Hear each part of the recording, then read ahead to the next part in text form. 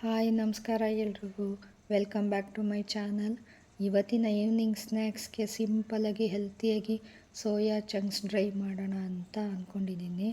ಇದು ತುಂಬ healthy soya chunks. ಆವಾಗವಾಗ ವೀಕ್ಲಿ ಒನ್ಸು ಟ್ವೈಸು ತಿಂತಾಯಿದ್ರೆ ತುಂಬ ಆರೋಗ್ಯಕ್ಕೆ ಒಳ್ಳೆಯದು. ಅದಕ್ಕೆ ನಾನು ಅದರಲ್ಲೇ ಬೇರೆ ಬೇರೆ ಥರ ಏನಾದರೂ ಮಾಡ್ತಾಯಿರ್ತೀನಿ. ಮೊದಲಿಗೆ ಈಗ ಒಂದು ಪಾತ್ರೆಗೆ ನೀರು ಹಾಕ್ಕೊಳ್ಳೋಣ. ಅದನ್ನು ಕುದಿಯೋಕ್ಕಿಟ್ಟು ಅದಕ್ಕೆ ಸೋಯಾ ಚಂಕ್ಸ್ನ ಹಾಕ್ಕೋತಾ ಇದ್ದೀನಿ. ಇದನ್ನು ಒಂದು 2ರಿಂದ 3 ನಿಮಿಷ ಬೇಯಿಸಿದ್ರೆ ಸಾಕು, ತುಂಬಾ ಸಾಫ್ಟ್ ಆಗಿಬಿಡುತ್ತೆ. ಅದಕ್ಕೆ ಈಗ ಸ್ವಲ್ಪ ಕಲಿಸ್ಬಿಟ್ಟು ಒಂದು 2-3 ನಿಮಿಷ ಬಿಡ್ತಾಯಿದ್ದೀನಿ. ಒಂದು 2-3 ನಿಮಿಷ ಆದಮೇಲೆ ಗ್ಯಾಸ್ ಆಫ್ ಮಾಡಿ ಇಮಿಡಿಯೇಟ್ ಅದನ್ನ ನೀರಿಂದ ತೆಕ್ಕೊಂಬಿಡೋಣ. ಇಲ್ಲಾಂದರೆ ನೀರು ಜಾಸ್ತಿ ಕುಡಿದ್ಬಿಡುತ್ತೆ. ಈಗ ನಾನು ನೀರಿಂದ ತೆಕ್ಕೋತಾ ಇದ್ದೀನಿ. ಅದನ್ನು ತೆಕ್ಕೊಂಡು ಸ್ವಲ್ಪ ಹೊತ್ತು ಫುಲ್ ಆರಕ್ಕೆ ಬಿಡಬೇಕು. ಆರಕ್ಕೆ ಬಿಟ್ಟ ಮೇಲೆ ಈಗ ಫುಲ್ ತಣ್ಣಗಾಗಿದೆ ನೋಡಿ. ಈಗ ಅದರಲ್ಲಿರೋ ಎಕ್ಸಸ್ ವಾಟರ್ನೆಲ್ಲ ಹಿಂಡಿ ಚೆನ್ನಾಗಿ ಇನ್ನೊಂದು ಪಾತ್ರೆಗೆ ಹಾಕ್ಕೋತಾ ಇದ್ದೀನಿ. ಎಲ್ಲ ಸೋಯಾ ಚಂಕ್ಸ್ನೂ ಇದೇ ರೀತಿ ಹಿಂಡ್ಕೊಂಡು ಸ್ವಲ್ಪನೂ ನೀರು ಇಲ್ಲದೆ ಇರೋ ಥರ ಹಿಂಡ್ಕೊಂಡು ಒಂದು ಪಾತ್ರೆಗೆ ಹಾಕ್ಕೊಳ್ಳಿ. ಅದಕ್ಕೆ ಒಂದು ಸ್ವಲ್ಪ ಮೊಸರು, ಒಂದು ಸ್ವಲ್ಪ ರೆಡ್ ಚಿಲ್ಲಿ ಪೌಡರು, ಒಂದು ಸ್ವಲ್ಪ ನಾನಿಲ್ಲಿ ಕಿಚನ್ ಕಿಂಗ್ ಮಸಾಲ ಹಾಕ್ತಾಯಿದ್ದೀನಿ, ಸ್ವಲ್ಪ ಟೇಸ್ಟ್ ಚೆನ್ನಾಗಿ ಬರಲಿ ಅಂತ. ಒಂದು ಸ್ವಲ್ಪ ಗರಂ ಮಸಾಲ, ರುಚಿಗೆ ತಕ್ಕಷ್ಟು ಉಪ್ಪು ಹಾಕ್ಕೊಂಡು ಚೆನ್ನಾಗಿ ಮಿಕ್ಸ್ ಮಾಡ್ಕೊಳ್ಳೋಣ. ಆ ಮೊಸರು ಮತ್ತು ಪೌಡರ್ಗಳು ಹಾಕಿರೋದು ಚೆನ್ನಾಗಿ ಸೋಯಾ ಚಂಕ್ಸ್ಗೆ ಕೋಟ್ ಆಗಬೇಕು. ಆ ಥರ ಕಲಿಸ್ಕೊಂಡು ಒಂದು 15 ನಿಮಿಷ ಎತ್ತಿಟ್ಬಿಡೋಣ. ಈಗ 15 ನಿಮಿಷ ಆದಮೇಲೆ ಎಲ್ಲ ಚೆನ್ನಾಗಿ ಸೋಯಾ ಚಂಕ್ಸು ಹೀರ್ಕೊಂಡಿರುತ್ತೆ ಮಸಾಲೆನ. ಅದ್ರ ಜೊತೆಗೆ ಈಗ ಶುಂಠಿ ಬೆಳ್ಳುಳ್ಳಿ ಪೇಸ್ಟ್ ಮತ್ತು ಸ್ವಲ್ಪ ಕಾರ್ನ್ಫ್ಲೋರ್ ಹಾಕ್ತಾಯಿದ್ದೀನಿ.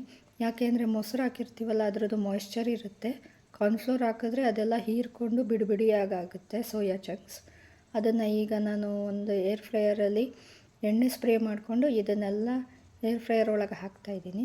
ಈಗ ಅದನ್ನೆಲ್ಲ ನೀಟಾಗಿ ಸ್ಪ್ರೆಡ್ ಮಾಡಿಕೊಂಡು ಮೇಲೂ ಒಂದು ಸ್ವಲ್ಪ ಒಂದು 3-4 ಸಲ ಎಣ್ಣೆ ಸ್ಪ್ರೇ ಮಾಡಿಕೊಂಡು ಇದನ್ನು ಏರ್ ಫ್ರೈಯರಲ್ಲಿ ಇಟ್ಟು 190 ಡಿಗ್ರಿ ಸೆಲ್ಶಿಯಸಲ್ಲಿ ಮಾಮೂಲಿ ಎಲ್ಲ ಯಾವ ಥರ ಬ್ರೇಕ್ ಮಾಡ್ತೀನೋ ಆ ಥರ 8 ಮಿನಿಟ್ಸೇ ಇವತ್ತು ಇಡ್ತಾಯಿದ್ದೀನಿ. 8 ಮಿನಿಟ್ಸ್ ಆದಮೇಲೆ ಮತ್ತೆ ಒಂದು ಫೋರ್ಕ್ ತೊಗೊಂಡು ಎಲ್ಲ ಮಿಕ್ಸ್ ಮಾಡಿ ಮತ್ತೆ ಒಂದು 4-5 ನಿಮಿಷ ಇಡಬೇಕು.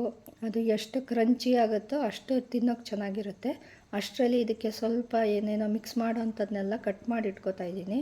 ಈಗ ನೋಡಿ ಗರಿಗರಿಯಾಗಿ ರೆಡಿಯಾಗಿದೆ ಸೋಯಾ ಚಂಕ್ಸು. ಅದನ್ನ ಒಂದು ಬೌಲ್ಗೆ ಹಾಕ್ಕೊಂಡು ಇದಕ್ಕೆ ಹಸಿ ಈರುಳ್ಳಿ ಸಣ್ಣಗೆ ಹಚ್ಕೊಂಡಿರೋದು ಹಾಕ್ಕೊಳ್ಳೋಣ.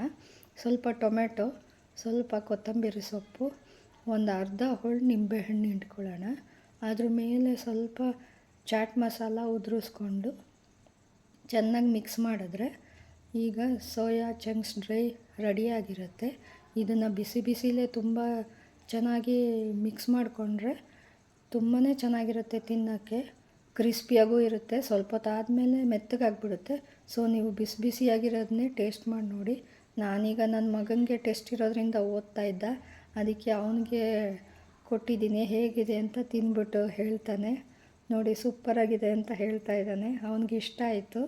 ನೀವು ಒಂದು ಸಲ ಟ್ರೈ ಮಾಡಿ. ನೆಕ್ಸ್ಟ್ ವೀಡಿಯೋಲಿ ಸಿಗ್ತೀನಿ. ಬಾಯ್.